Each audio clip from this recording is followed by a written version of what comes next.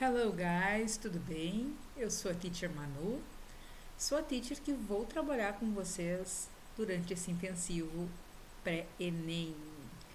Galera, são, nos veremos pouco, né? Na verdade, eu quase não os verei, mas vocês vão me ver toda semana aqui na telinha.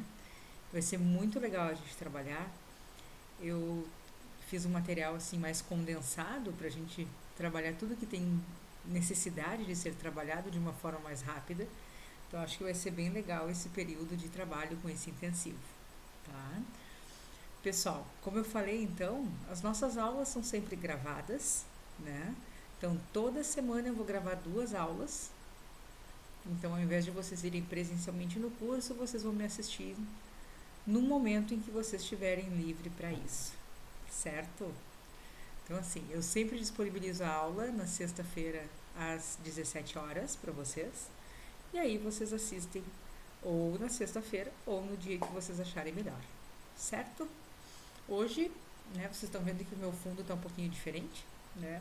Mas nas próximas aulas eu tô possivelmente gravo lá do cursinho, então vocês vão me ver com num ambiente com cara de cursinho. Mas não muda nada pra gente, né? Pessoal, hoje a gente vai conversar um pouquinho sobre o andamento, né? Como que vai funcionar esse andamento das aulas. Mas a gente já vai começar falando sobre a prova, como que funciona, né? O que que eu preciso saber da língua inglesa para dar conta da prova do Enem, né? Que a gente sabe que ela é uma prova bem diferente de provas de vestibulares, né? Ou que a gente geralmente encontra por aí. Então, claro que eu vou sempre fazer uma comparação, né? Eu te trago a prova do Enem, eu comento sobre, mas eu também preciso te mostrar outros tipos de questões que, dependendo do conteúdo mais específico, a gente vai precisar dar uma olhadinha, tá? Então, assim, ó, eu vou sumir um pouquinho, mas a minha voz não. Então, eu vou compartilhar a apostila com vocês. Esse é um cuidado que eu tomo, tá, gente? Como nossas aulas são online e eu não tenho essa interação direta com vocês, tá espirrando. Eu não tenho essa interação direta com vocês, eu tento sempre projetar a apostila e seguir direitinho a apostila para que ninguém se perca, tá? Daí a gente não destoa, tá bom? Acho que fica mais tranquilo. Aqui no ao vivo tudo bem, tu vai e volta, mas na gravação acho que fica mais organizadinho assim, tá? Então eu compartilho a apostila com vocês para vocês verem onde é que eu ando e aí a gente vai conversando. A minha voz vai estar sempre aqui com vocês, tá? A minha voz não some. O máximo pode acontecer é sumir para eu tomar uma aguinha, né? Ou espirrar, que eu espirro muito, vocês vão perceber, que eu sou a Miss Espirro, mas bem tranquilo.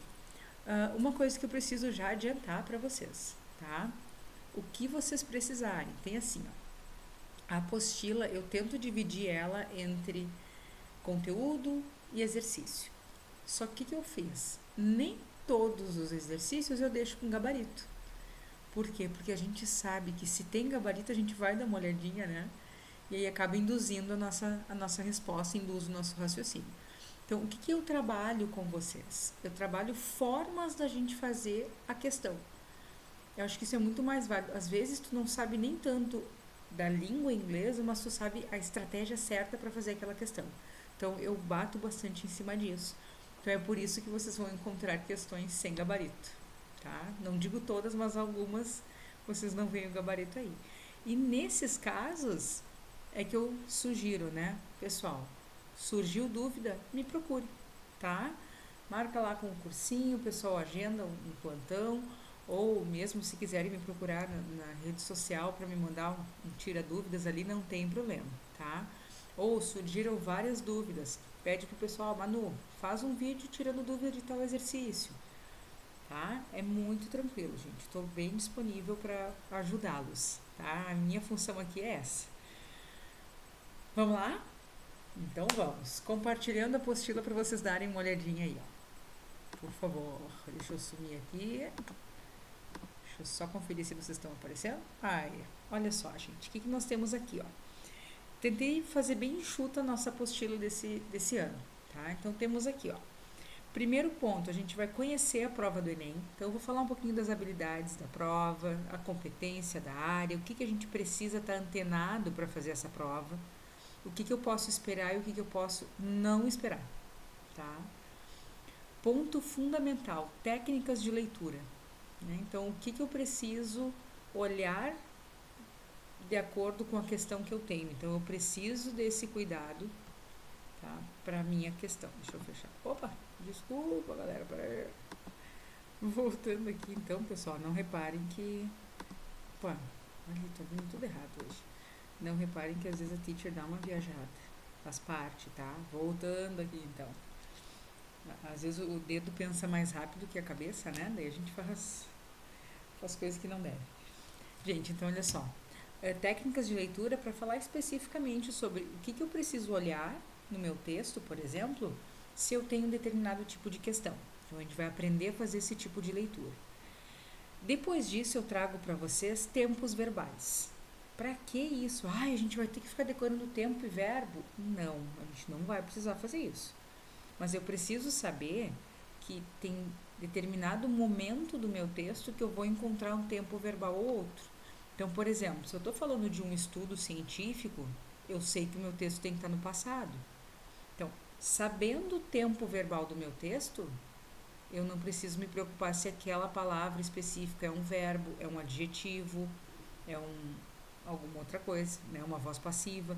Então, eu preciso sim fazer uma retomada desses tempos verbais, pelo menos para que vocês identifiquem o uso de cada um deles, tá? Isso a gente não pode fugir, infelizmente. Ai, teacher, mas isso não cai no Enem. Tudo bem, não cai no Enem, uma questão específica do tempo verbal.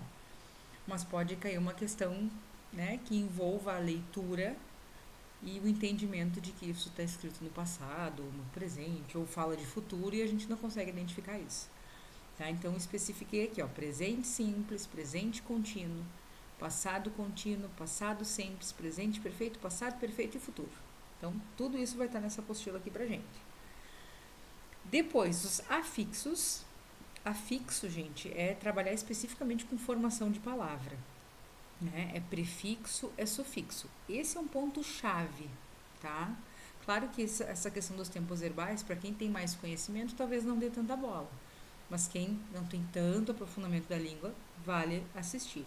Agora, a questão de afixos é fundamental para acrescentar vocabulário. Porque eu tenho uma palavra e a partir do momento que eu sei essa uma palavra, eu posso ampliar meu vocabulário em até 6 vezes. Porque de uma, só trocando um sufixo ou um prefixo, eu posso chegar a 6. No dia específico desse assunto, eu falo mais para você sobre isso, tá? Então, a gente precisa tratar desse assunto, não tem como fugir disso, ok? Depois, pessoal, trazer também, né, uma retomada de pronomes, isso a gente também não pode fugir. Então, tem pronomes pessoais, possessivos, reflexivos, indefinidos. E o get ready é o nosso desejado, tá? Get ready é onde a gente vai botar a mão na massa. Que não quer dizer que não tem exercício específico de cada ponto. Tem, tá, gente, de cada tópico. Mas o get ready é quando eu trago provas, questões de provas, tanto de Enem quanto de vestibulares, pra gente trabalhar em cima delas. Tá? Então, o get ready, não comecem a fazer ainda. Daqui uns dias eu digo pra vocês, ó, bora trabalhar no get ready. Certinho? Então, vamos lá. Começando então, galera. Ops, deixa eu baixar aqui. Olha só, conhecendo a prova do Enem. Tá? O que nós temos aqui? Deixa eu voltar a aparecer para vocês. Agora que vocês já viram onde eu estou na apostila, vocês podem voltar a me olhar, tá? Então, especificamente, né, sobre a prova do Enem, o que a gente precisa saber, tá? Existe uma matriz de referência, né? Vocês sabem que toda prova, né, todo instrumento de avaliação, ele precisa ter uma referência, né? Vou avaliar a partir do quê? Né? Então, o Enem também tem esse norte, digamos assim, tá? Que é tudo ligado com a tal da BNCC que o povo todo fala, tá? Então, assim, ó, essa matriz de referência, ela vale para a área de linguagens, ou seja, tem língua estrangeira, seja ela inglês ou espanhol, tem língua portuguesa, tem arte, tem educação física. Então, essa é a competência de área, tá? O recorte que eu trago aqui é específico sobre a competência da área de linguagens, o que se refere à língua estrangeira. Tá? Então, nós temos aqui, ó, conhecer e usar línguas estrangeiras modernas, que a gente vai se referir além, como instrumento de acesso a informações de outras culturas e grupos sociais. O que isso aqui quer dizer, gente? Né? Porque é bonito botar palavras assim, a gente não faz ideia do que está falando. Então, isso quer dizer o quê? Eles não precisam que vocês decorem verbos, eles não precisam que vocês decorem o uso de preposições, que vocês saibam todos os phrasal verbs. Não é isso que eles querem. Tá? Eles não vão te colocar uma questão para preencher a lacuna de tempo verbal. Não, não é isso. Não é esse tipo de gramática que eles vão pedir para vocês na prova. Então, eles vão fazer o quê? Eles querem que tu saiba usar essa língua estrangeira para quê? Como instrumento de acesso à informação. Ou seja, que tu consiga abrir um texto lá da CNN, da BBC, da The Guardian, de qualquer site estrangeiro que escreva em inglês, que tu consiga entender o que aquele texto está falando. Então, isso é um instrumento de acesso a informações, que tu consiga entender o que tu está usando ali. Tá? E isso também entra outras culturas e grupos sociais, ou seja, outras culturas e outros povos. Então, por que eles falam de outras culturas? Se a gente pegar a prova do Enem, a gente vai ver muito questão de literatura afro-americana. Música, muita muita música, letra de música, né? Afro-americana. Por quê? Porque isso é cultura. E a gente sabe, né, que literatura, que música são formas de expressar culturas. Então, é isso que eles querem da gente, que a gente consiga entender o que aquele texto está querendo nos dizer, que mensagem aquilo está querendo nos passar. O que não quer dizer que tu tem que saber o vocabulário de tudo, mas quer dizer que tu precisa entender a ideia geral, tá? Dentro dessa competência específica, tá? Conhecer e usar línguas estrangeiras modernas como instrumento de acesso à informação em outras culturas e grupos sociais, existem as habilidades. O que são essas habilidades? É o que a gente precisa fazer para dar conta dessa competência. Por exemplo, tá? A competência é o segundo andar da casa e as habilidades são os degraus que a gente vai subir. Cada degrau é uma habilidade diferente. Tu tem que subir aquele degrau para poder chegar lá na competência de forma completa. Tá? Essa é a ideia.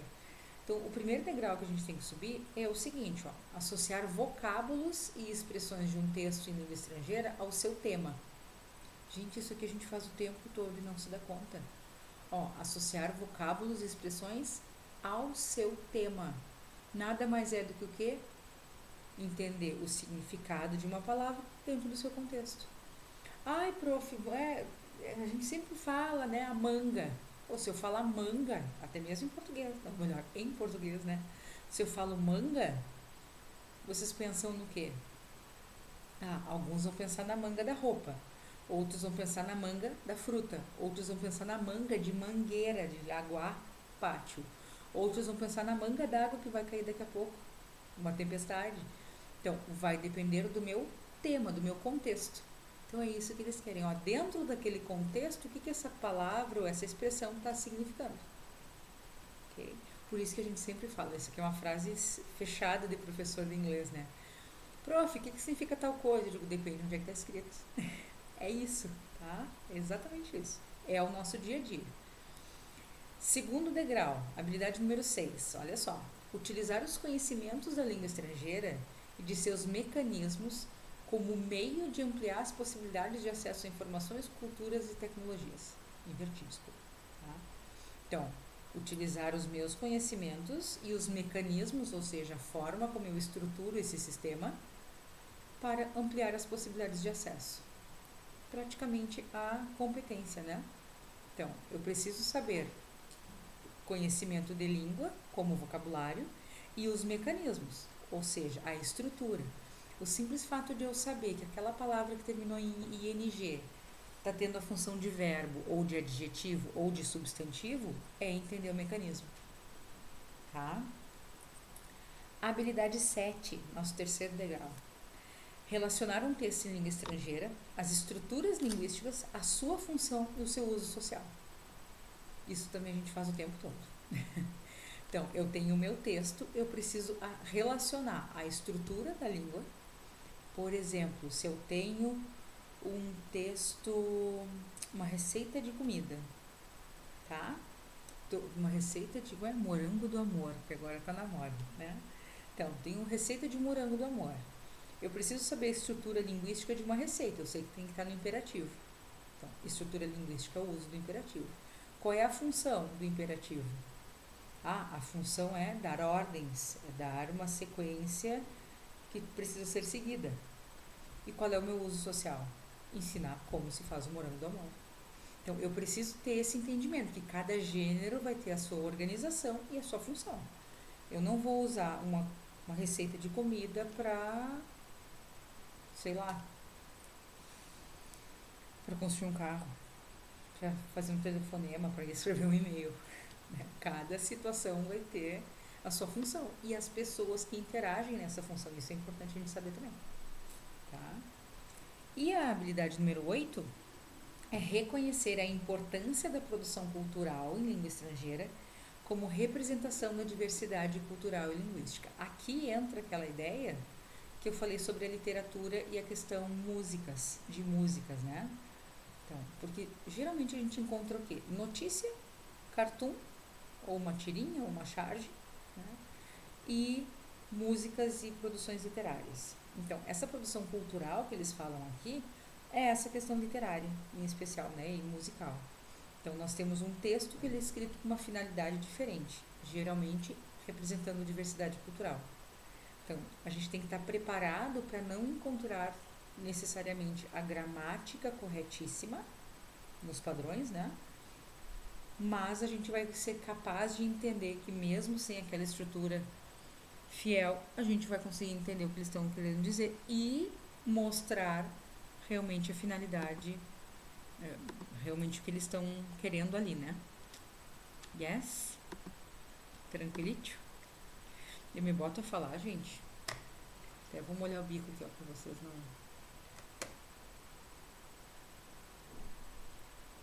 Falando sobre o perfil da prova, tá? Então, o estudo da língua estrangeira tem como primeiro objetivo, então, tá? Para dar conta daquelas habilidades e competência dessa área.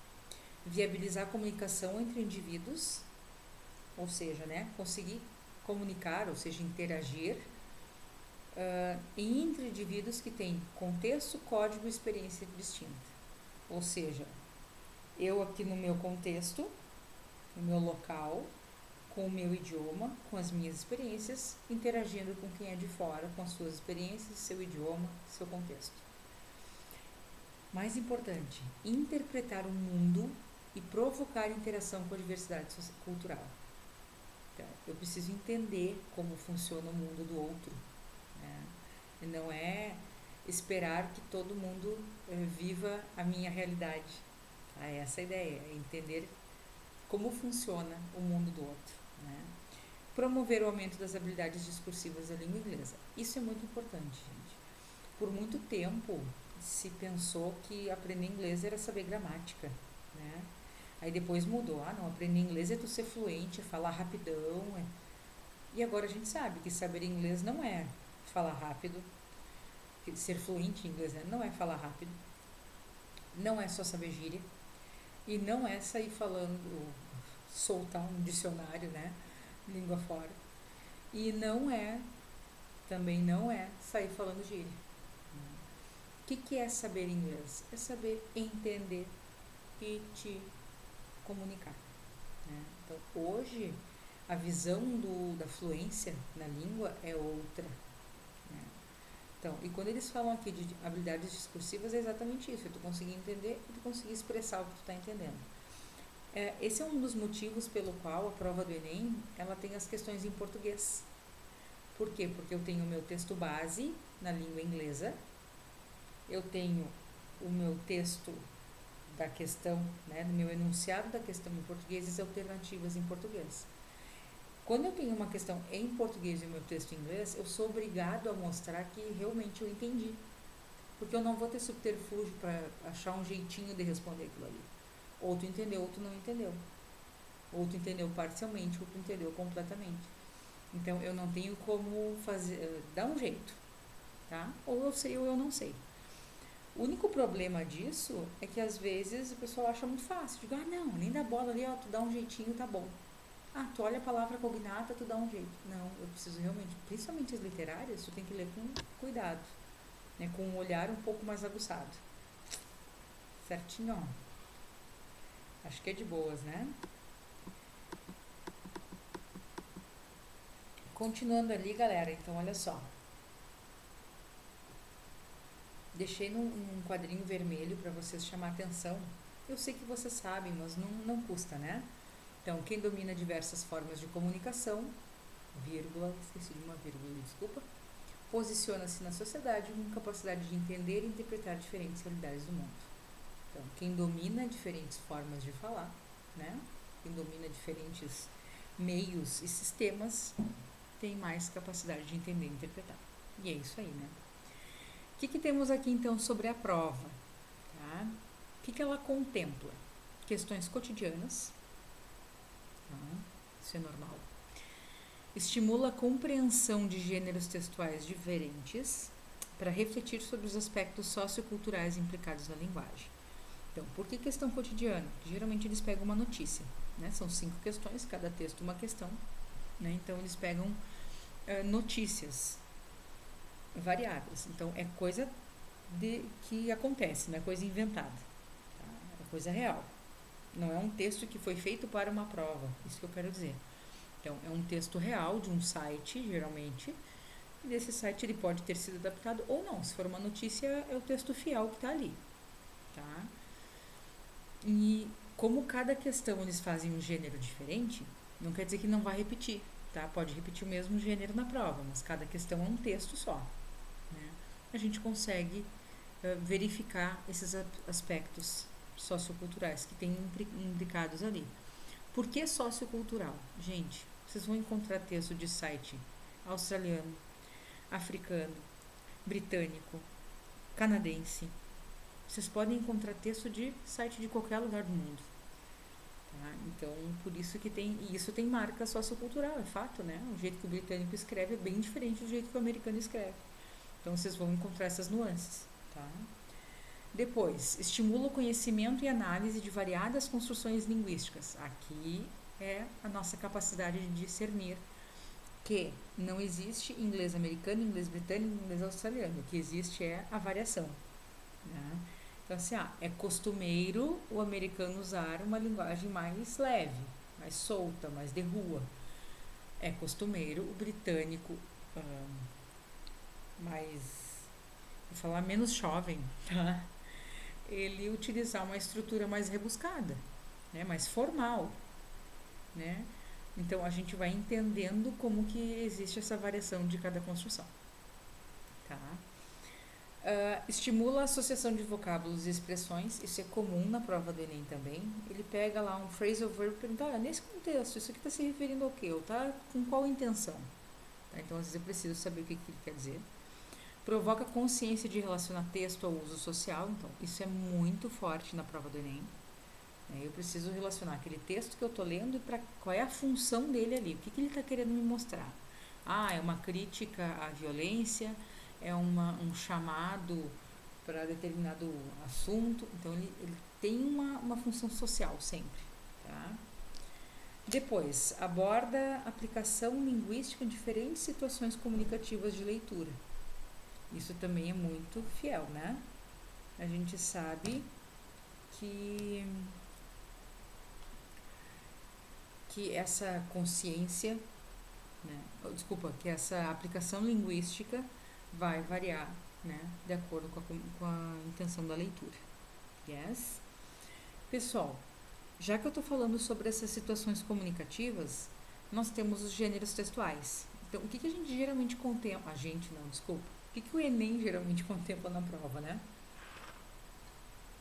Geralmente a gente encontra texto jornalístico, ou seja, pegou uma notícia lá do site e largou na questão, carta, Carta ao leitor já caiu. E não quer dizer assim, uma carta inteira, é um pedacinho, tá? Charge direto. Fábula já caiu. Cartão postal já caiu. Receita culinária já caiu. Letra de música direto que cai. Biografia, e daqui a pouco vocês vão ver como que ela aparece, que não é, né, o livro inteiro, é uma biografia, um pedacinho. Tirinhas, notícias, poesia direto. E eu vejo assim, como esse gênero um dos mais difíceis pra gente compreender, porque ele precisa de muito. Eu sempre brinco, né? Quem entende literatura é um ser mais evoluído. Tu tem que ter uma paz de espírito para entender de cara o que eles estão querendo. Aí eu já dou uma dica de como fazer a questão de literatura, que envolve literatura. E-mail já apareceu, mas não temos visto muito mais. Cartoon, sempre vai ter. Relatório científico, então estou te trazendo um estudo que foi feito. E propaganda. Não coloquei aqui, mas aparece também, por exemplo, infográfico, cartazes, né? Agora falando propaganda, me lembrei disso. Cartaz de propaganda, esses cards que aparecem. Então são gêneros que geralmente são contemplados, tá? Ao longo desses muitos anos. Trago aqui para vocês lembrarem mais um box vermelho lá na página de vocês. Eu tô na página 1, tá, galera? A prova do Enem geralmente utiliza um trecho de livro, poema, quadrinho, tirinha ou crítica literária como contexto e pedir que você responda a questão usando interpretação de texto. Então, isso é muito comum. Eu estou falando desde o início da aula para vocês, né? Vocês vão encontrar o texto literário, vão encontrar. Então, é comum que eles usem isso. Usa aquilo ali, contextualiza o início da tua pergunta e depois me diz o que tu quer. Certo? Um exemplo disso, gente, de trazer questão de biografia, é essa questão lá da prova de 2021. Deixa eu compartilhar com vocês a questão, que de caso vocês não estejam com o livro no olho, que nem eu digo, vocês têm o livro, a questão na frente de vocês. Ó. Essa questão aqui, é a questão da prova de 2021. Ai, teacher, é questão velha. Cara, isso é muito novo. E como foi... 21 foi pandemia, né? Vocês viram que o acesso foi em 2018. Tá? Já falo também sobre isso aí para vocês. Então, olha só. Exemplo de uma questão da prova de 2021. Tá? Becoming. Aqui eu vou fazer uma coisa que eu não sugiro. Olha que maravilha. Não sugiro fazer na hora da prova. Tá? Mas como exercício vocês podem fazer. Ler o texto primeiro. Como esse aqui é um texto pequeno, então não tem problema, dá para ler. Mas se vocês se depararem com um texto mais longo, não perde tempo. Tá? Eu sempre sugiro que antes vocês leiam o enunciado da questão. Tá? Nesse caso aqui, vou ler o enunciado para vocês entenderem o que eu estou querendo dizer. Olha só. A crítica do livro de memórias de Michelle Obama, ex-primeira-dama dos Estados Unidos da América, aborda uma história das relações humanas na cidade natal da autora. Então, já fizeram um contexto, já estão me dizendo que isso é uma crítica de livro de memórias, ou seja, uma crítica da biografia, não, de uma biografia, né? De quem é que está falando, a Michelle Obama, o que traz, né, essa crítica, história de relações humanas na cidade natal, e aí eles vêm com o que eles querem. Então, a primeira parte da questão é sempre a contextualização, é sempre uma conversadinha que a gente tem que prestar atenção porque ele vai me orientar sobre o que é o meu texto. E aí, o que eles realmente querem? Nesse contexto, o uso do vocabulário unthinkable ressalta o quê? Olha só que interessante. Eles pedem o uso do vocabulário dentro desse contexto. Tá? Então, ressalta o quê? A gente já tem a resposta ali, mas vocês façam de conta que vocês não estão vendo, por favor. Então, olha só. Becoming. Back in the ancestral homeland of Michelle Obama, black women were rarely granted the honorific Miss or Mistress, but were addressed by their first name, or simply as gal or auntie, or worse. This so openly demanded them that many black women, long after they had left the South, refused to answer if called by their first name. A mother and a father in the 1970s Texas named their newborn Miss, so that white people would have no choice but to address their daughter by that title. black women were meant for the field or the kitchen, or for use as they saw fit. They were, by definition, not ladies. The very idea of a black woman as the first lady of her land, well, that would have been unthinkable. Então, o que está acontecendo aqui, né? Olha, bem forte esse texto aqui. Então, o que está contando aqui? Que historinha que está contando? Então, voltando lá, né, olha, back in the ancestral homeland. Então, voltando lá para a terra natal da Michelle Obama, as mulheres negras raramente recebiam o honorífico título de Miss or Mistress, né, senhora ou senhorita. Mas elas eram addressed. Addressed quer dizer como que as pessoas se referiam a elas, né? Como se chamavam elas. Né? Então, elas eram chamadas pelo primeiro nome. Ou simplesmente como gal. Gal é girl, tá? Ou auntie, tia, ou pior. Isso diminuía tanto elas que muitas mulheres negras, bem depois de terem saído do sul, se recusavam a serem chamadas pelo seu primeiro nome. Nisso, o que aconteceu? Um pai e uma mãe, no Texas, em 1970, né, na idade de 70, deram o nome da sua filha recém-nascida de Miss. Olha que ideia, né? Então, as pessoas brancas não teriam outra chance de chamar a sua filha que não fosse por esse título.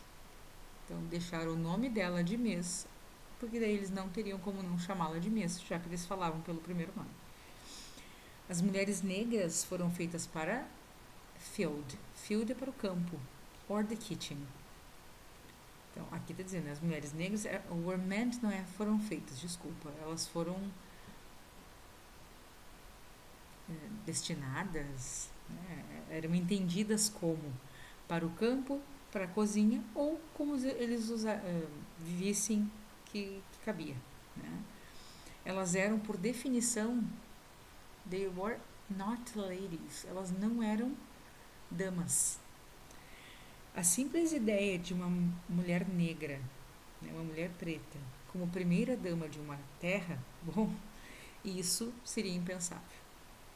Então, eles utilizam aqui o impensável como forma, né, de trazer toda essa ideia. Eles usam a história do nome, da nomenclatura, para trazer essa ideia do impensável. Então, aqui eles usam o impensável por quê? Para ressaltar o quê? A ascensão social era improvável.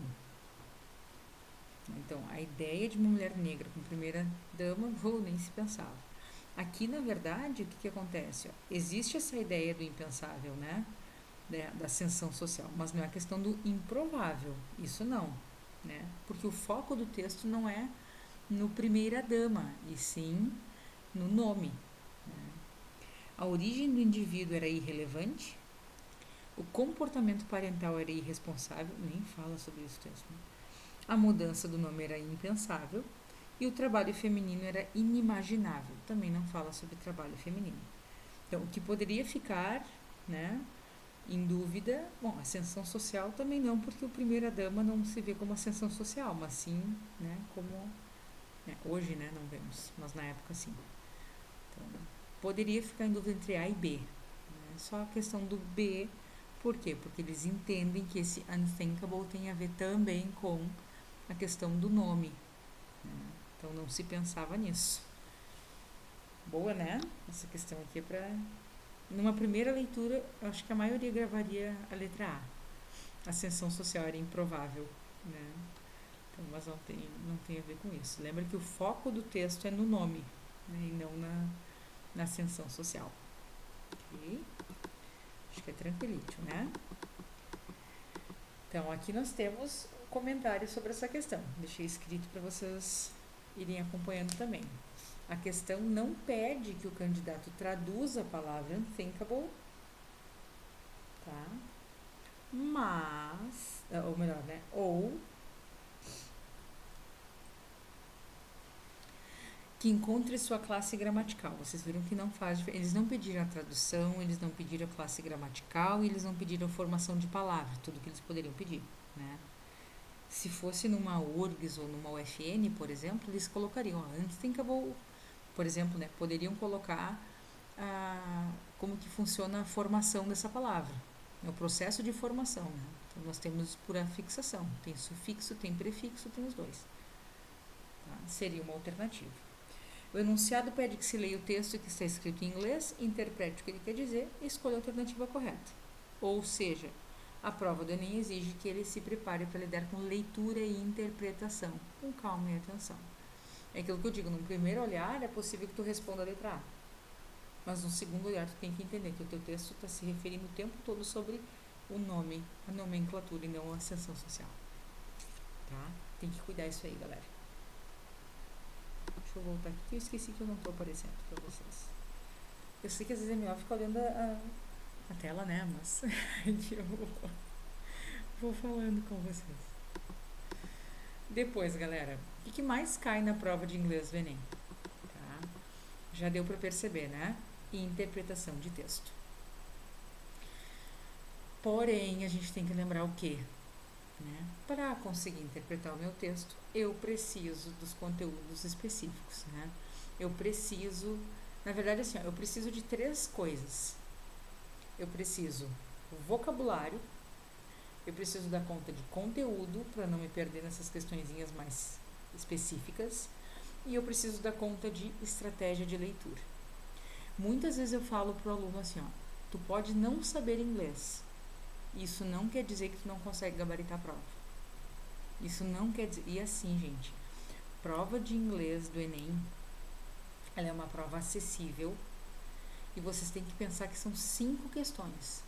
Essas 5 questões dentro de 45, elas são o quê? 11, 12% da prova. Vale a pena se dedicar para ir bem nessas 5.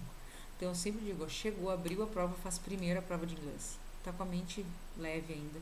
É uma prova que tu consegue fazer rápido, né? Então tu garante essas 5 questões ali pra ti, tá? Então, estratégia de leitura, ou seja, entender o texto, entender as questões, vocabulário e o conhecimento geral de estrutura da língua. Matou. É suficiente. E claro, né, conhecimento de mundo. Isso é uma coisa muito importante que a gente vai conversar daqui a pouquinho, tá? Sobre o tal do conhecimento de mundo. Algumas estratégias para vocês poderem fazer enquanto a gente está se preparando, tá? Pessoal, tem outras habilidades que estão previstas no edital. Então, assim, ó, o que eu falei para vocês ali são as habilidades que a gente geralmente encontra na prova geral, né? E aqui onde diz previstas no edital, são questões que essa adaptação de habilidade a gente pode, em razão da BNCC, a gente também pode encontrar. Tá? Então, por exemplo, a pedir para mapear por meio de prática de linguagem, possibilidade de atuação social, política, artística e cultural. Tá? Então, assim, discutir princípios, objetivos dessa atuação. Então, é possível que se peça isso, né? Analisar textos a modo de concretizar, de caracterizar as línguas como fenômeno geopolítico, histórico, social, variável, heterogêneo e sensível ao contexto. Então, eu tenho que analisar aquilo dentro daquele contexto, né? Analisar e empregar a variedade e o estilo de língua adequado à situação comunicativa. Então, eu tenho que me lembrar que aquele gênero textual que eu estou encontrando, ele é feito por alguém para um outro alguém. Então, eu tenho sempre que ler aquele texto pensando para quem que ele foi escrito. Tá? Isso é muito importante. Isso para quê? Para eu entender que não existe preconceito linguístico. Ou melhor, não deve existir o preconceito linguístico. Né? Tem uma questão mais antiga do Enem que é muito boa, que eles colocam um britânico falando com um americano. E aí eles mal se entendem. Né? Aí um quer criticar o inglês do outro, porque um tá muito rebuscado, o outro tá muito sem gramática, sabe? É bem legal de olhar assim. Vou mostrar para vocês em algum momento. Tá? E a última, galerinha, fazer uso da língua, né, das línguas estrangeiras, levando em conta a multiplicidade e variedade de uso, que é o que eu já estava falando para vocês aqui, certo? Deixa um espacinho ali para notas caso precise. Agora, galera, trago aqui para vocês algumas questões do Enem. Deixa eu compartilhar a tela de novo. Gente, meu cabelo tá... Eu acho que eu vou só deixar a apostila, porque vocês não vão gostar de ver esse Esse cabelo assim vou bagunçar um pouquinho, vou disfarçar. Não tá se ajeitando hoje. Deixa eu tirar aqui pra vocês. Tchururururu. Ver se tá aparecendo aí. Olha só. Trouxe questões de Enem de algumas. Opa, deixa eu subir aqui um bocadinho. Aí.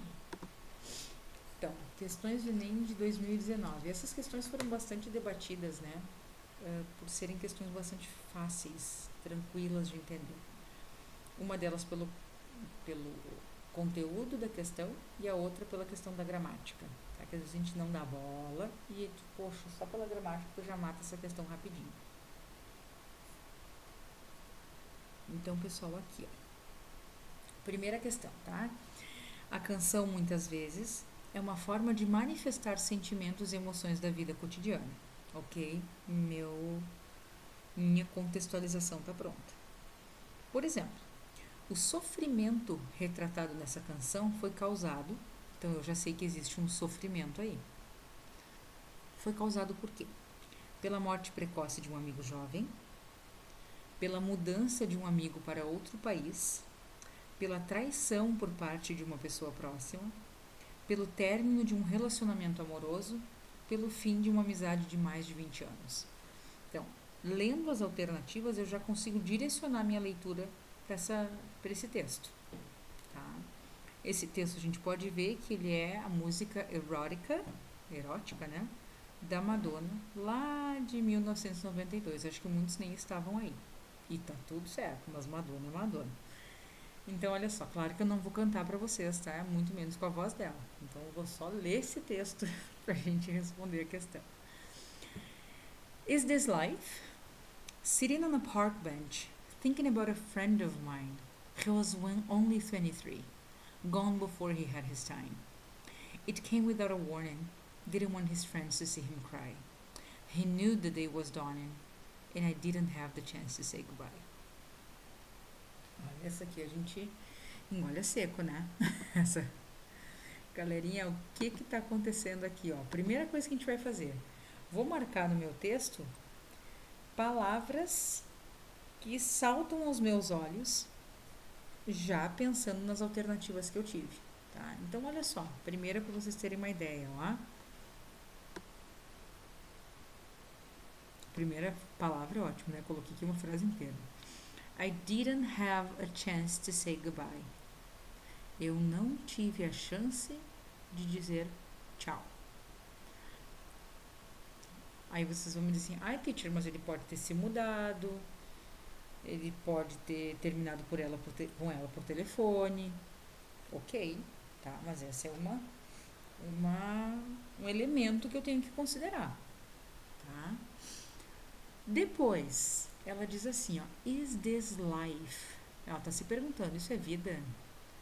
Sitting on a park bench. Olha só, sentada num banco de praça, de parque, thinking about a friend of mine, pensando num amigo meu. Aí ela diz assim, ó, he was only 23. Se eu digo he was, ele não é mais, né? Ele só tinha 23 anos. He was only 23. E aí aqui ela nos dá a resposta, ó. Gone before he had his time. Ele só tinha 23 anos e se foi antes de ele ter o seu momento, a sua vida. Aqui tá a resposta pra gente, ó. Tupish. Ai, deixa eu colocar uma coisa maior aqui, tá muito fraquinho. Ai, teacher, mas como é que tu tem certeza que ele morreu? Porque ela diz assim, ó. It came without a warning. Então, isso veio sem warning é sem nos avisar, né? Didn't want his friends to see him cry. Ele não queria que os amigos vissem ele chorando. Ele sabia que o dia estava amanhecendo e eu não tive a chance de me despedir. Então a gente sabe, pela morte precoce de um amigo jovem, e o 23 confirma que ele era jovem. Né? Isso aqui, em especial esse he was only 2. Ficou pior aí, né, galera? Deixa eu tentar colocar essa marcação aqui, então, ó. esse he was only 23, you gone, as duas marcam essa certeza que a gente tem que é a letra A. Ok? Questão fácil, hein, galera? Olha, eu lendo todo o texto, comentando, falando, ainda fomos rápidos para resolver.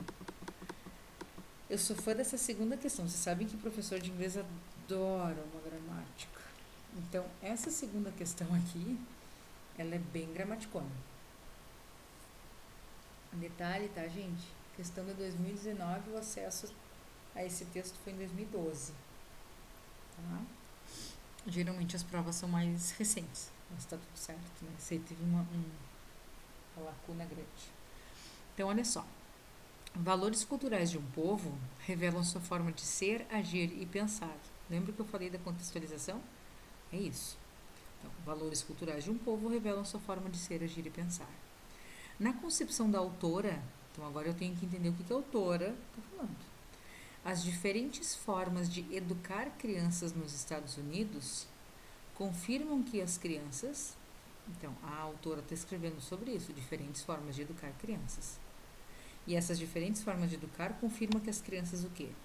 Temem quem as amedronta, aprendem com o que vivem, amam aqueles que as aceitam, são gentis quando respeitadas ou ridicularizam quem as intimida. Então, qual dessas alternativas eu consigo entender ali nesse meu texto? Vamos lá? Deixa eu tomar uma água. Olha só. If children live with criticism, they learn to condemn. If children live with fear, they learn to be apprehensive. If children live with pity, they learn to feel sorry for themselves. If children live with ridicule, they learn to feel shy.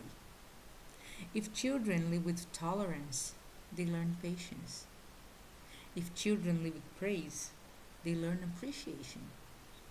If children live with acceptance, they learn to love. If children live with recognition, they learn it is good to have a goal. Eu acho que eu pulei uma, desculpa. If children live with sharing, they learn generosity. If children live with fairness, they learn justice. If children live with kindness and consideration, they learn respect. If children live with friendliness, they learn the world is a nice place in which to live. Pessoal, por que eu falei que essa questão é uma questão gramatical? Tá? Porque mais adiante a gente vai ver esse conteúdo aqui, ó. Vou marcar aqui para vocês. Porque assim, vocês viram que todo o início é igual. If children live with, e a palavra, they learn to, e o resto. Né? Então, essa estrutura aqui, ó. If children live... Por que tá tão tortinha? A prof não consegue fazer uma linha reta aqui, Jesus amado. If children live with criticism... Desculpa, gente, não consigo. If children live with, they learn to. Aqui eu tô fazendo o quê? Eu tô fazendo ao longo do texto a mesma estrutura. Esse if quer dizer se. Então eu tô dizendo que se as crianças vivem com a crítica, eles aprendem a condenar. Se a criança vive com medo, ela aprende a ser apreensiva. Se elas vivem com pena, elas aprendem a sentir pena deles mesmos, né? Se vivem com a ridicularização, eles aprendem a se sentirem tímidos. Se vivem com tolerância, aprendem a paciência. E assim por diante. Tá? Então, todo o meu texto está sendo dito que se vive assim, aprende a. Se vive assim, aprende a. Se vive assim, aprende a. Ou seja, na concepção da autora, as diferentes formas de educar crianças nos Estados Unidos confirmam que as crianças aprendem com o que elas vivem. Simplesmente pela estrutura da if clause, gente. Isso aqui é a estrutura de frases condicionais. O famoso se chover nós não vai, sabe? Esse se na frente, eu te dou uma condição para que a outra coisa aconteça. Então aqui não faria diferença vocês não saberem vocabulário.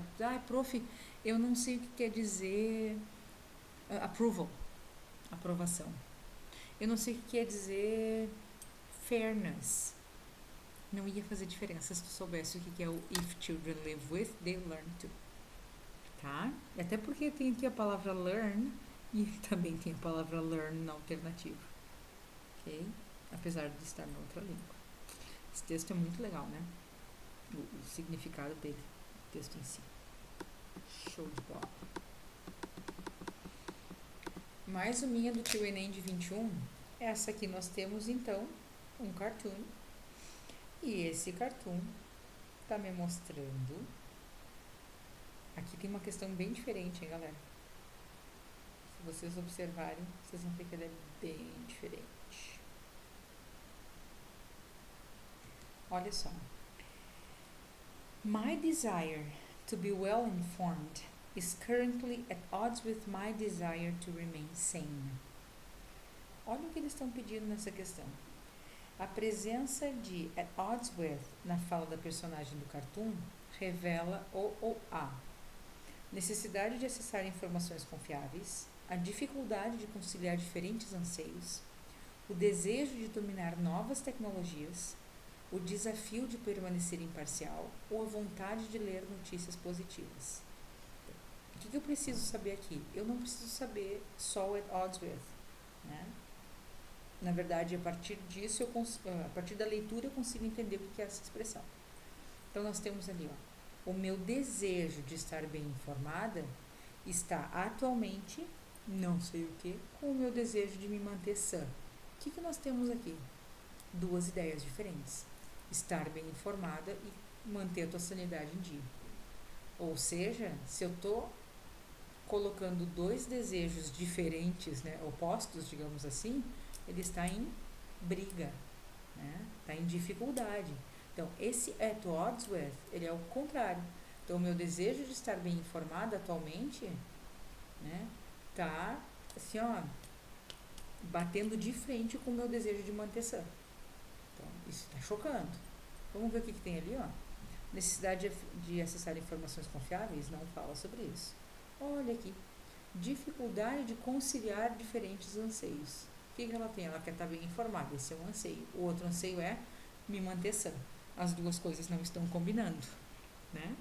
Então, temos aqui a letra B. Desejo de dominar tecnologias? Não. Ela não fala sobre isso. Desafio de permanecer imparcial, ela não fala sobre imparcialidade. E vontade de ler notícias positivas, não necessariamente. Né? Estar bem informada e me manter sã. Não. Aqui é a dificuldade mesmo. Então, esse at odds with mostra o não conciliar. Né? Então, aqui ficamos também com a letra P de bola. Yes. E o estar bem informada não quer dizer que ela não leia notícias positivas, né? Então, mas se refere à questão de excesso de acesso, digamos assim. Certinho, galera? Deixa eu voltar pra cá. Turubi, turubi. Ups, voltei. Tranquilo até então? Show de bola. Pessoal, eu quis mostrar essas questões para vocês verem que elas são diferentes. Então, é uma organização, uma estrutura diferente, mas ao mesmo tempo são questões que são ok de fazer, não é o fim do mundo, né? Então, são questões acessíveis e nenhuma delas exigiu assim, um conhecimento cabalístico de vocabulário. Isso foi bem de boas, né? Então, essa em especial foi uma prova que foi ok. Yes? Vamos voltar lá? Vou passar para vocês a outra parte da apostila agora. Vamos ali. Então, pessoal, olha só. Aqui nessa segunda etapa, tá, temos as técnicas de leitura. O que aparece aí para vocês, tá? A gente tentou fazer, né, um formato mais visual, digamos assim, de como funciona, como que é classificada a questão da linguagem. Tá? Então, nós temos o Expanding Circle, o Outer Circle e Inner Circle. Então, o que é cada um deles? O Inner Circle, coloquei ali, ó. Places where English is the first language. Então, são os lugares em que o inglês é a primeira língua. Então, um lugar bem específico. The US, Great Britain, Ireland, Canada, Australia e New Zealand. Esses são os lugares onde o inglês é, sim, primeira língua. O segundo, o outer circle, são countries where English is used as second language. Second language. Então, não é a primeira, mas também existe a alfabetização dessa segunda língua. Por exemplo, Singapore, India, Malawi and over 50 other countries and territories. Então, são mais de 20 países e territórios que falam inglês como segunda língua. E aí eu considero, por exemplo, para vocês entenderem o que seria a segunda língua, tá? O Canadá, ele tem primeira língua inglês, segunda língua francês, em alguns territórios. Né? Então, nós temos a parte francesa, de Toronto, Quebec, Montreal, e o outro lado, inglês, lá para Vancouver, por exemplo. Tá? Então, existe essa... Todos são alfabetizados nas duas. Uma delas é a primeira, a outra é a segunda. Eu brinco que na nossa situação a gente é a primeira língua gaúcha e a segunda é o português. Tá? Uma brincadeira, claro. E o expanding circle, que é esse círculo maior que nós temos, bem maior, é o quê? Nations where importance of English as an international language is recognized. Hoje em dia a gente até nem fala de international language, né? A gente fala de global language. Ou o inglês como língua mundial, língua global. Então, esse expanding circle, que são esse círculo maior, né? São todas essas nações, esses países que entendem a importância do inglês, seja para o que for, seja para negócios, seja para a saúde, usada da forma que for decidido. Então, aqui nós temos China, Japan, Greece, Poland, Brasil, não tanto, and many others. Então, nós temos esse reconhecimento e uso da linguagem para. Né? Então, a gente entendendo que se for para a China, tu não fala mandarim, mas tu falando inglês, tu consegue fechar negócio. Japão, mesma coisa. Então, tu não precisa falar a língua local, tu vai usar o inglês como meio de comunicação. Da mesma forma, eles vindo para cá, né? O chinês pode não saber português, mas falando inglês ele consegue sobreviver aqui dentro. Falando a questão de contexto, gente, nós temos diversos elementos que nos levam a entender o que a gente precisa saber dentro do contexto, né? Como é que a gente consegue descobrir o contexto do meu texto, tá? Eu vou sumir aqui, eu vou deixar só a apostila para vocês, porque eu preciso sinalizar alguns pontos aqui, então vocês vão olhando junto comigo, por favor. Então, a questão de desvendar o contexto do meu texto, eu posso fazer isso a partir de linguagem não verbal. Eu não estou dizendo que todo texto obrigatoriamente vai ter uma linguagem não verbal. Não, eu estou dizendo que se tiver, aproveita. Tu jamais vai ter uma receita de sorvete de morango com uma foto de uma girafa. Tu vai ter uma foto de um sorvete de morango, ou de morangos pelo menos, né? Então, a imagem, ela tá ali para te ajudar a entender o que o teu texto verbal, o que o teu texto escrito está dizendo. Então, sendo linguagem não verbal, ou seja, não ser letras, né? Sendo imagem, eu preciso observar, tá? Então, é aquela comunicação que não é feita com sinais verbais, sem fala, sem escrita. Por exemplo, a gravura. Aqui nós temos um texto verbal e o não verbal também sendo destacado. Tá? Uma coisa que a gente sempre tem que observar, claro, palavra-chave. Palavra-chave geralmente a gente vai encontrar no título. Então eu tenho aqui, ó, The Power of Yoga, e eu tenho uma imagem de uma pessoa que está praticando. Okay. Outra, eu não vou ler aquele texto ali que meu olho não atinge, tá, galera? Que também não é a nossa intenção nesse momento. Outra estratégia que a gente encontra para buscar a questão de contexto, né? É a tabela. Nós temos aqui, ó, Out of Shape the Fruit Test. Então, o meu texto fala sobre isso, tá? Fora de forma, e é o teste das frutas. Então, a minha tabela, ela consegue fazer o quê? Ela consegue resumir de uma forma diferente, ou melhor, representar de uma forma diferente o que o meu texto verbal, todo esse textinho aqui em letras minúsculas, está me trazendo. Então, se você não quiser ler esse texto, eu vou dar um zoom aqui para eu poder ler para vocês. Aí, ó. Se vocês não quiserem ler tudo que está aqui, lendo o que está aqui, vocês podem compreender a intenção desse texto. Então, a palavra-chave, shape e fruit test, né? Out, talvez, né? Então, fora de forma, o teste da fruta.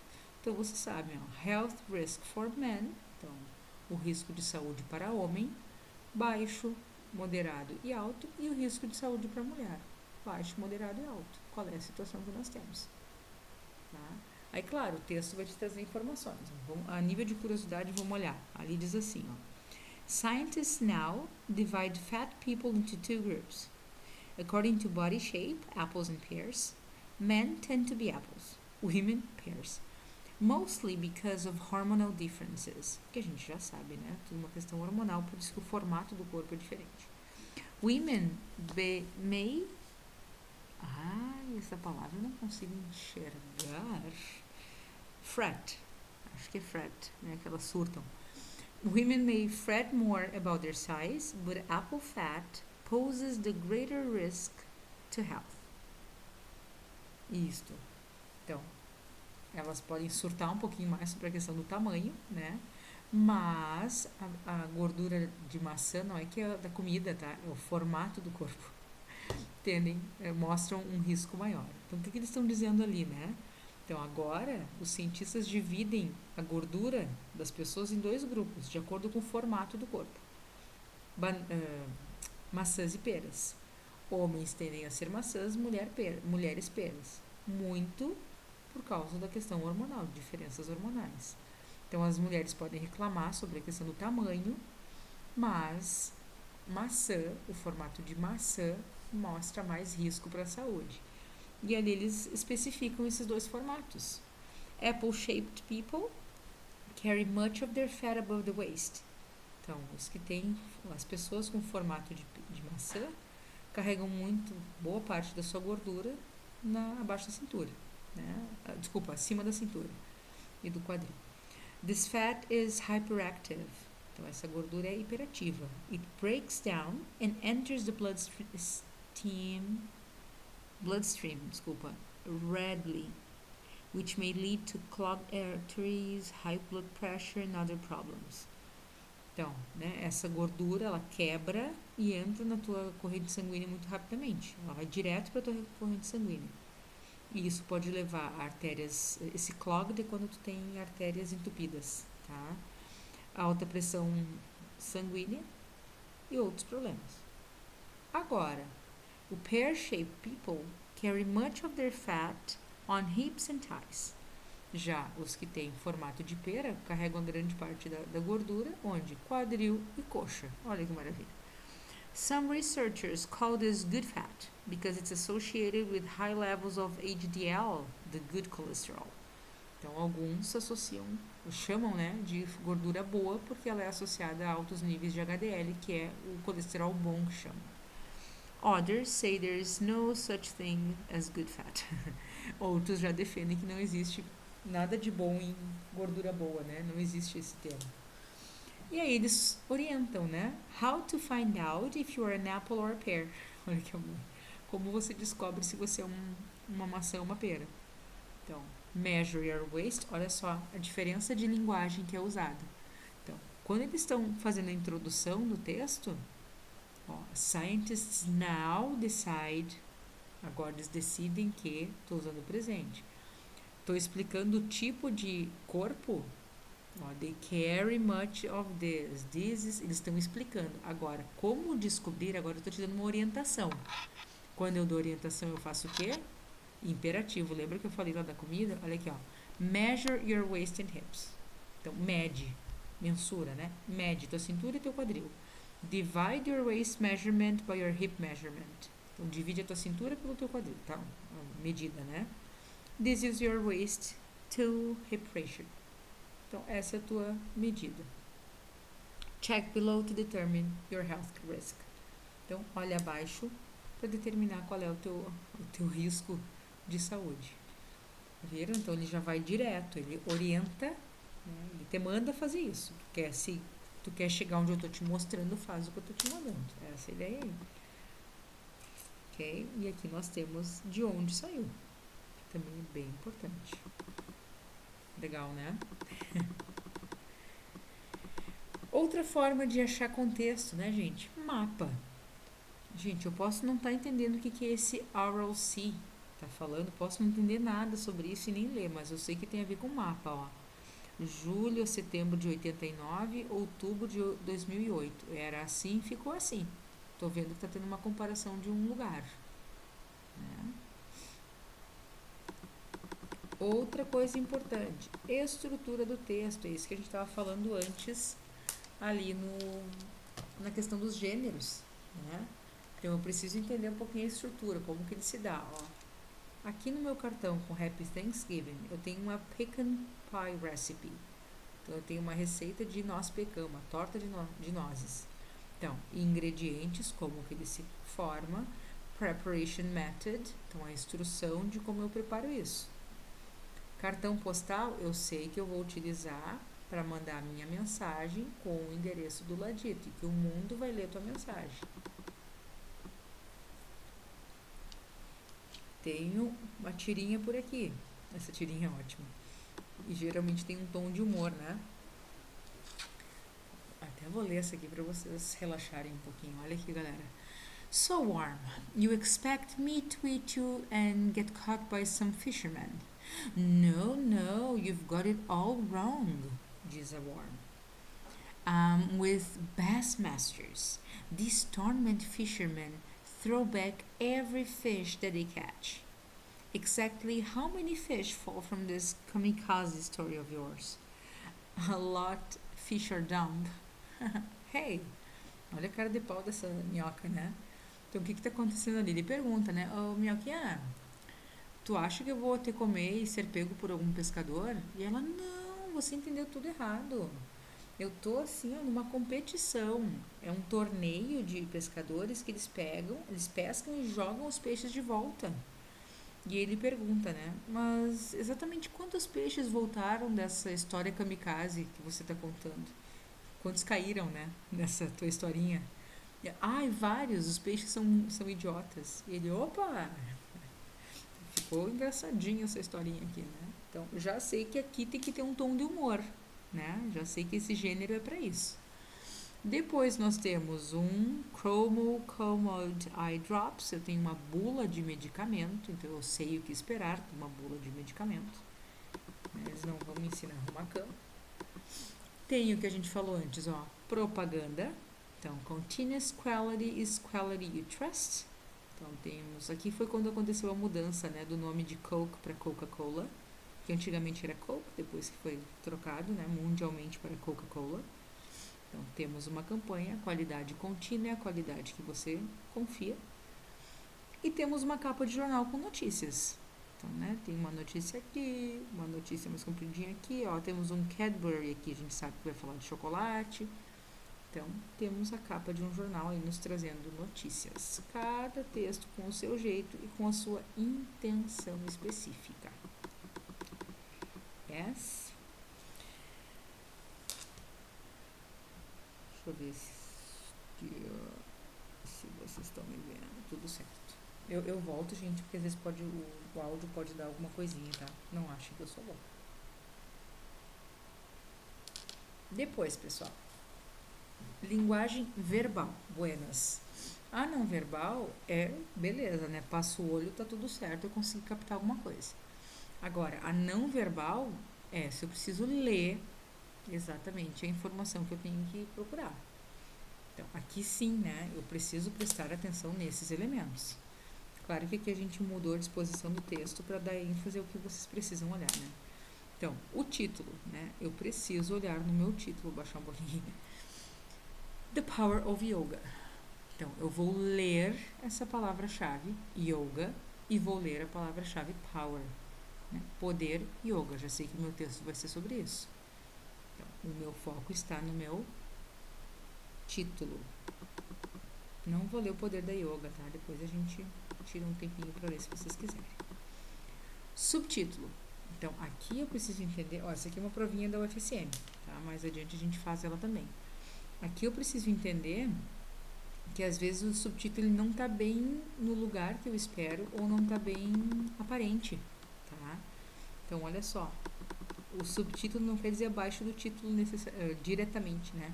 Então, eu tenho Profile Perfect, que é o meu título, e o meu subtítulo tá lá embaixo. Eu destaquei aqui para vocês, ó. Here are a few tips from Tiffany for how best to create that memorable profile shot. Então, vou olhar os subtítulos que aparecem ao longo do meu texto, tá? Esse aqui é muito importante. Glossário.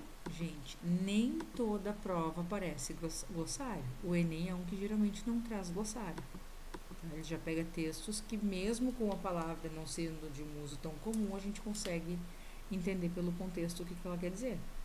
Mas a UFSM é uma que nos traz glossário. Pode aparecer. Outra coisa que é importantíssimo a gente observar, a fonte. Ai, Manu, que bobagem. Não, galera, não é bobagem. Sabe por quê? Quando eu olho aqui, ó, Time Magazine, tá? Eu sei que é uma revista, eu sei que o tipo de escrita vai ter um norte. Se eu vejo lá bbc.uk, cnn.uk, The Times, The Guardian, ABC, The National Geographic, eu sei que são sites que usam o tipo de linguagem mais vendável, ou mais noticiável, ou mais influenciável, não, né? Mas eu sei que cada site vai ter a sua ideologia, digamos assim, vai ter a sua defesa. Então, eles automaticamente vão usar a linguagem de um jeito diferente. O simples fato do meu site ter um UK ou um US no final, ou um AU, que é o australiano, um CA, que é canadense, eu sei o que esperar do tipo de linguagem. Por exemplo, o canadense ele é muito mais rebuscado, ele é enrolado, ele é em cima do muro. O americano já é diretaço, né? O britânico ele é direto e debochado. Então, eu sei o que esperar naquela escrita, independente dela ser uma escrita oficial. Tá? Então, me ajuda vendo a fonte do meu texto, o que eu vou encontrar. Tá? Isso é bem importante observar.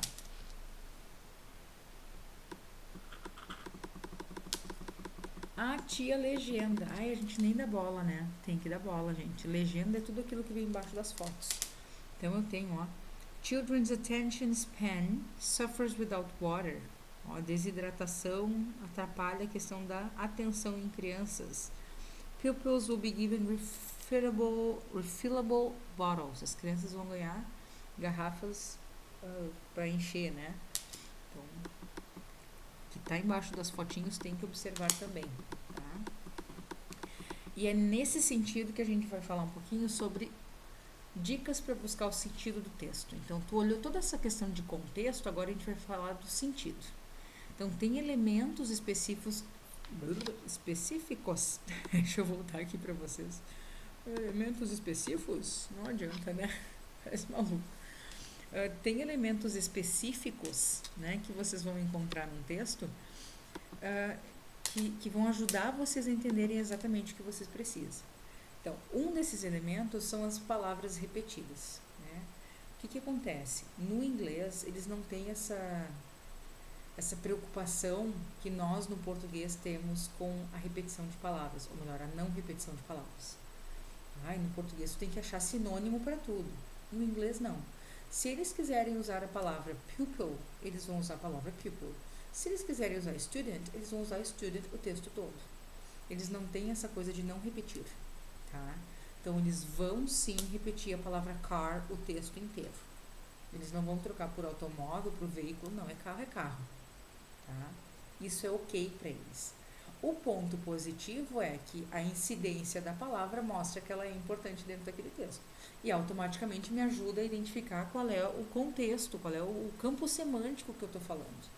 Porque eu sei, se eu falo de, por exemplo, né, hospital, eu vou encontrar palavras como paciente, medicação, doença, daqui a pouco até enfermeira, ambulância, emergência. Então eu sei o tipo de palavra que eu vou encontrar.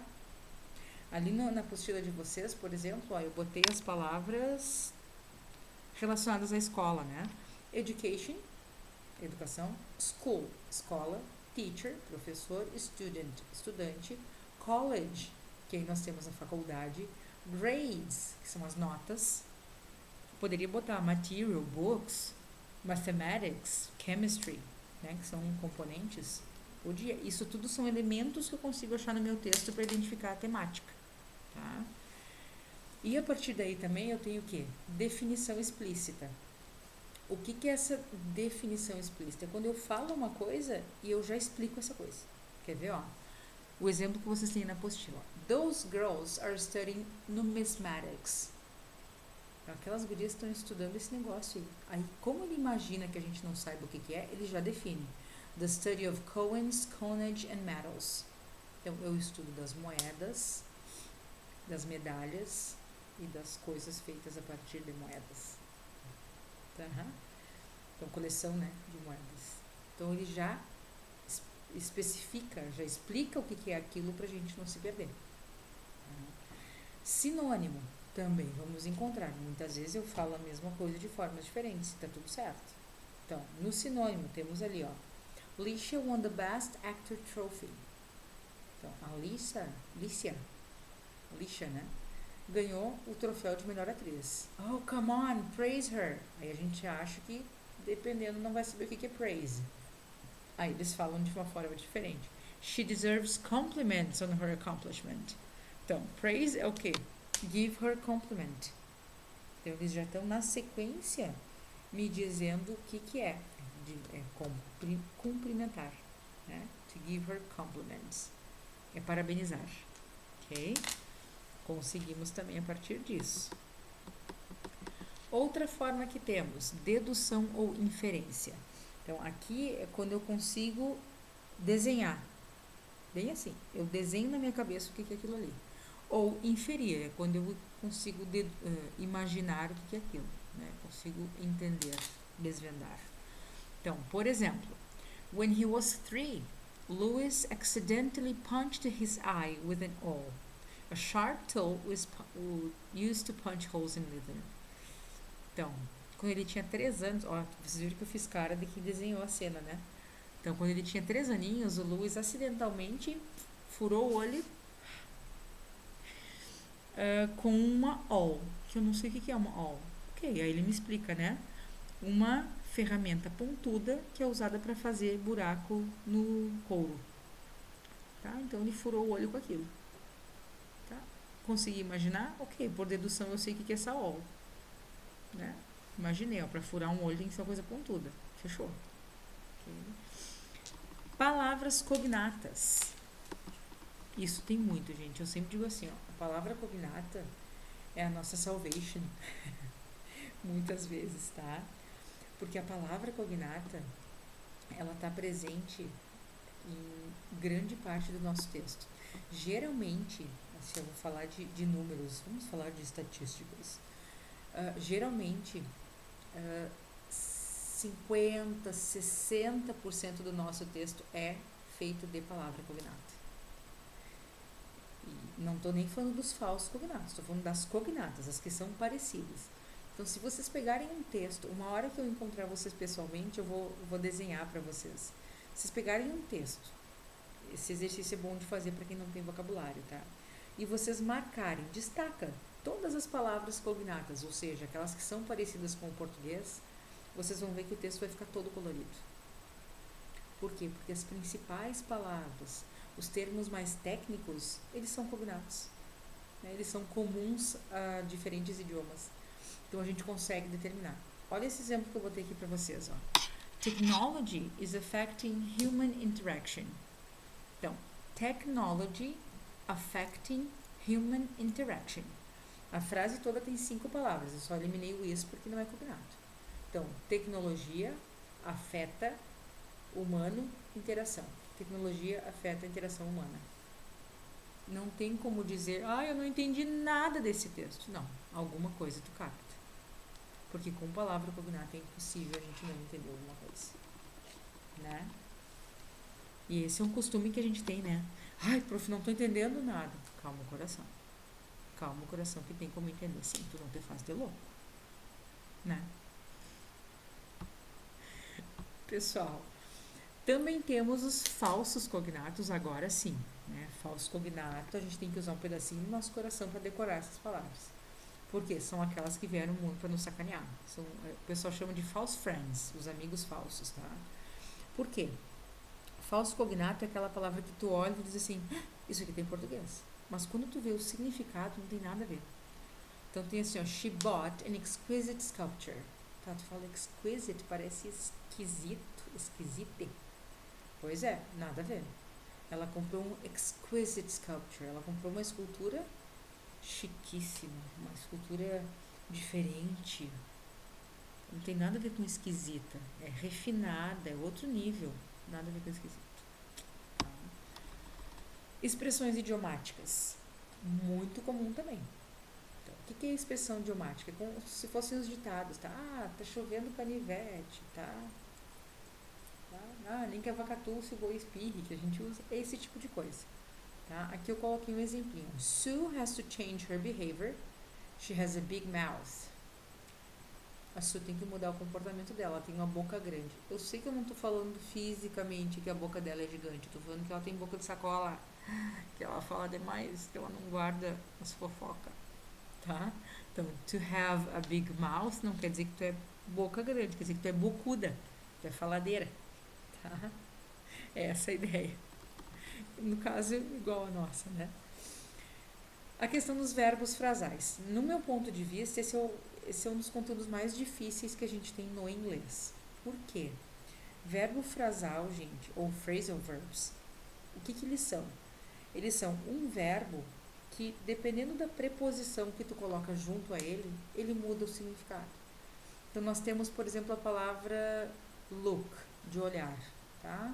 Look into é olhar dentro de alguma coisa. Look forward é olhar para o futuro, pensar lá na frente. Look towards é almejar. Look at é encarar. É claro, tudo tem a ver com o olhar, mas depende o quê? Verbo go, claro que tem outros com look também, né? Look for, procurar.